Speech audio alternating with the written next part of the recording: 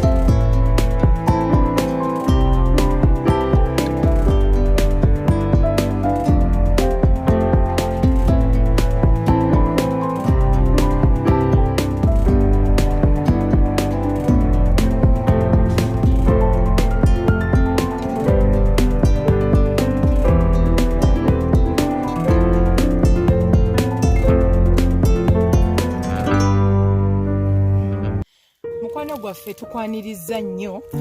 Manyana mugenyi Catherine Peace bannange nga bulijjo bwe tubagamba nti buli lunaku tugenda kubafa aba KPJ Dream Goals Consult Limited tubaleetera kituyita ettaka ng'ettaka liri kwalaali ebiseera ebisinga obungi babagamba nti waliwo ettaka mumulowooza nti ettaka lirina kuba nga lyogerwako boogerwa nedda tetutuukira ddala ku ground ne tukulaga ettaka kyeki ne tukulaga kiki kye weetaaga okumanya ku ttaka era obulungi bw'ettaka buliko kibuwoomi ki obukiriko kiki kye weetaaga lwaki wandibadde ogula ettaka ery'ekyapa n'olunaku olwaleero nzize wano mu estate yaffe eri Wobulenzi bw'otuuka wali ku lukomero manyize njagala nnyo n'enkulagirira ewantu ewagenda okwanguyira bw'otuuka wali ku lukomera CU Primary School ekikubo ekyo kyennyininyini ky'oba okwata ogenda kuba omaze okutuuka ku ttaka lyaffe lino eriri e Bulyankuyege mukwano ettaka lino lifaanana litya abasinga obungi babadde babalaganga estates nga zimaze kweruwa wabula ffe wano mu KPJ Dream Goals Consult Limited ekyenjawulo kye tusooka okukola kwe kulaga obulungi bw'ettaka nti tewandisaanidde kusooka kwerula ttaka kiki kyenjogerako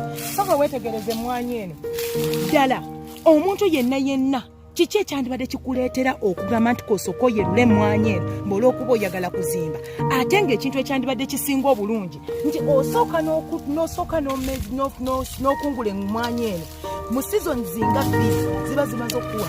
kiki kyogenda okuzimbisa olwo ntegeeza oba ofunye capital oba ofunye ssente ezigenda okusobola okutandika okuzimba amaka kakati g'oli eyo oli stranded weebuuza bannange enkoze jangu otwekwateko wano mu KPJ n'ettaka liri ku millions 4.5 zokka tekikolebwa kampani ndala okujjako eno kampani millions 4.5 zokka wano oba omaze okufuna ettaka nga ttaka nno lyaki ttaka lyakyama kakati muganda wange gwe wenna ali eyo ate si wokka wano we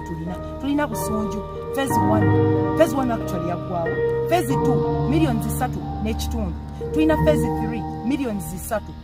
phase 5 millions 5 zokka kakati gwe oli kuki Kasanje eri ku millions 15 abasinga obugibuga banaffe twagala kubeera kumpi n'ekibuga jangwe Kasanje millions 15 zokka ogenda kuba omaze okufuna ettaka Kiwenda millions 25 Bugema millions 2 kyokka wali ne kugayaza Homies Darling ng'okkiridde wennyini gayaza Homies Darling millions 25 zokka kakati gwe kiki kyokyakoleyo naye nga sooka weetegereza ekifo kyenjogerako ffe aba KPJ Dream Goals Consult tetukyamula bukyamuzi bantu wabula tukulaga ekituufu ate nga tukutunuulidde olw'enfunda y'ensawo yo tukkiriza installments jangu tusange wano e Kawempe next to Nira offices ogenda kuba otutuukako oba si kyo kuba ku namba zino noti 7552929295 oba noti 74 kiki kye weetaaga so kwetegereza ettaka lino obuwomi bw'ettaka lino we butuuka okuleetera ettaka lino okuba ng'olifuna bwe bukuleetera okuba osobola okutuuka kwetegereza Mwanyi kuleetera okusenga Mwanyi eno nga tujja mazima kuki ng'ate Mwanyi eno egenda okutandikirako akasente ke wandibadde weetaaga okulaba ng'ozimba kubanga oyagala kuzimba kasooka kugijjawo soko zimaliri kubanga tekiraya kyatugamba kyekikola lanti bwatugamba nti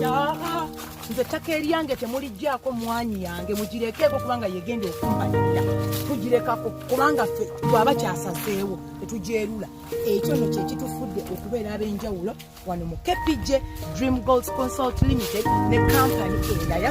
kyovola abantu ogiwulira we are KPJ Dream Goals Consult Limited nti mu consulting n'okugamba nti ettaka lyange temusoka dijjako mukireke ekiriko naffe ne tukirekako bwekuba kuliko lumonde tumulekako bwe tuba tugiguze ng'ettaka yonna liriko lumonde tukikwasaganyizaako soka weetegereze Mwanyi eno ddala kiki bakiwandisaani ddala okunoga emwanyi eno nga nogamba nti banne bagende balekutwakira tolabanga zino Sente omanyi by the way omanyi nabaddekawo ne baŋŋamba nti eno Mwanyi omanye Mwanyi eŋŋanda nti yo osobola n'okugiwetanga bw'oyagala tekutuka tekola ki ati nosobola okuba ng'ogikolamu kye weetaaga okugikwasaganya kakati gwe muganda wange oli ku ki bw'ali eyo olyawo otudde weebuuza ki kyozzaako jangu wano otwekwateko ffe aba KPJ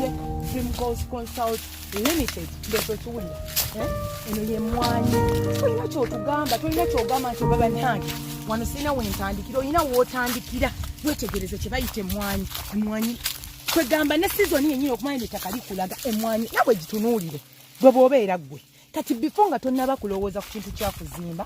sooka onoge Mwanyi eno bw'omaliriza bulungi nnyo ofunemu akasente sizoni zinga 2 zokka zigenda kuyambako ate okusobola okulaba nga naawe ozimba amaka ng'ate tozzeemu na kunoonya ssente mpitirivu nga essaawa eno bw'oli mu kutoba muganda wange kozesa akasenteko bulungi ate naawe osobole okubeera landlady oba landlord nga otwekutteko ffe aba KPJ Dream Goals Consult Limited kino bakiyita kitooke kati bannange mwagala mbagambe ki nze nkugambye erina ettaka bwe liba ng'ozze kutugulako eno ettaka ng'ogize ne Wobulenzi bwe tuyite katikamu notukawo ku lukomera